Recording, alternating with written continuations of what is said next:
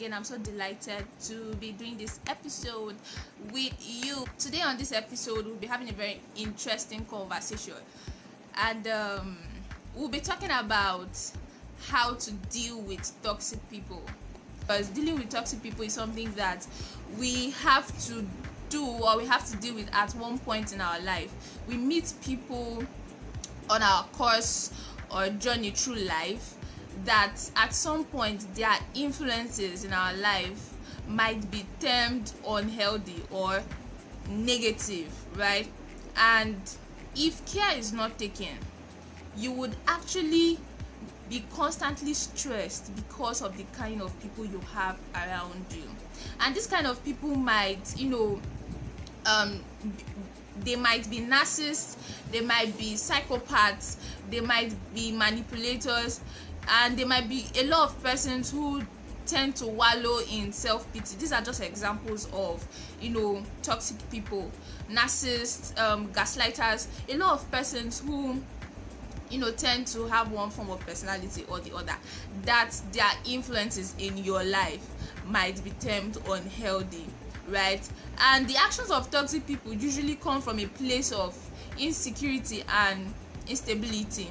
And when they find themselves in healthy circles, what they will normally do is to drag you into their hole of insecurity and instability, and they will often project that life or that attitude on you. Having toxic people around you do not just hinder your progress and stiffen your productivity. Those toxic people would bring you down to their level where you become toxic yourself, because of course you've heard the saying that bad communication corrupts good manners, and of course, show me your friend, I will tell you who you are.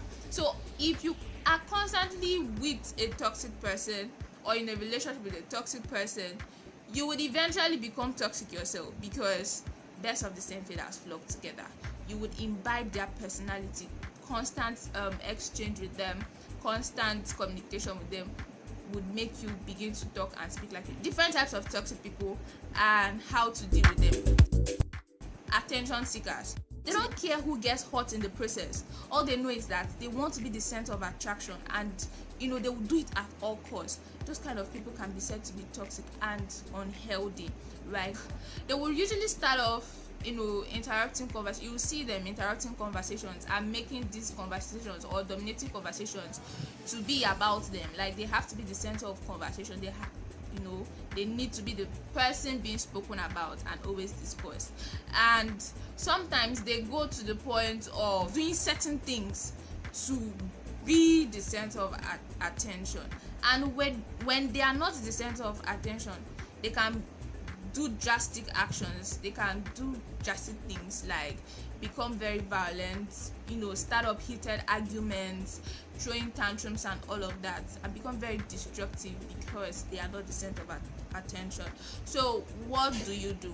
If you have this kind of person around you, you have to pay little or no attention to them, and more especially, don't take anything they say to you, maybe in a heated argument or in a conversation personally, or see it as an attack on your personality, because if you do that, you eventually hurt yourself because they won't feel sorry, right? So don't take it personal. Just look at it as this person is blabbing. Practice selective hearing instead of just taking everything this person is saying and listening to everything this person is saying. Practice selective hearing, right? It would save you a whole lot of stress, especially when you are in a heated argument with somebody that just really wants to be unnecessarily loud and just wants to be the center of attention, right? The second type of toxic people, we have the controllers. These are people who love to control. Like they want to control everything. They want to control who you are with, who you are talking to, what you say, how you feel, everything. They just want to control. And if they are not in control, right, they really freak out. They get angry, and they would do anything to convince you that thing that they are saying is the right thing you should do, and that one you want to do is actually rubbish. So, but it just comes from a place of control. They just want to control you and control everything you are doing. So what do? If you have those kind of people around you, you need to know that you will lack freedom to express yourself emotionally. You will lack freedom to express yourself in conversations. You will lack freedom to express yourself mentally, right? When you are around someone who is obsessive about control, they are very toxic. What do you do if you see that that kind of person is around you? If you don't want a decision, or if you don't want their influence in a decision, do not involve them, because what they don't know they cannot touch. Do not involve them, right? And at worst case scenario, leave them, because no matter what you do, they would always, that sense of control is what validates them, is what gives them confidence, or is what makes them who they are. So nothing you would actually say or do would change them. So if at worst, leave them. The third kind of toxic people is the unrepentant. So this particular set of people, they do not believe that they can ever be wrong. They do not apologize. They do not see anything or any fault in what they are doing. In fact, what this particular set of people would do is that they would change the story, they would exaggerate it, they would change the whole thing and make it look like you are the one at fault. And so at the end of the day, you'll be the one still feeling bad, still apologizing, and still taking up responsibility for the mistake. They would not own up to their mistake or their wrongs, because they believe that they are not wrong. So this kind of people will hurt you, because when they do something that hurts you, they will not admit that they've hurt you. They would rather, stick their ego and, exaggerate the whole story and make you feel like you are the reason that made them act the way they did, right? So those kind of people are very unhealthy to have around you. Right? If you have this kind of person around you, you have to realize that people don't have to apologize to be wrong. Whether they apologize or not, it doesn't change the fact that they've done something wrong. And secondly, you have to realize that you don't need an apology to move on. You don't need somebody to feel sorry for you to forgive. You don't need somebody to feel that they've done something wrong for you to move ahead, right? Have this kind of people who are unrepentant, who do not see anything wrong.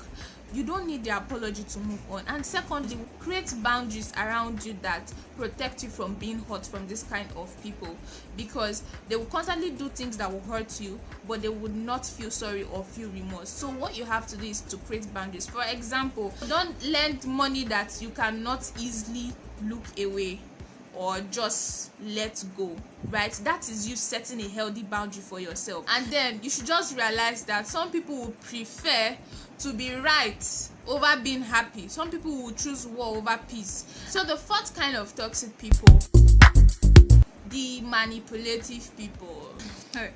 Okay, so this kind of people, they would actually manipulate you or manipulate your feelings to act in a way that will further their goals or achieve something for them.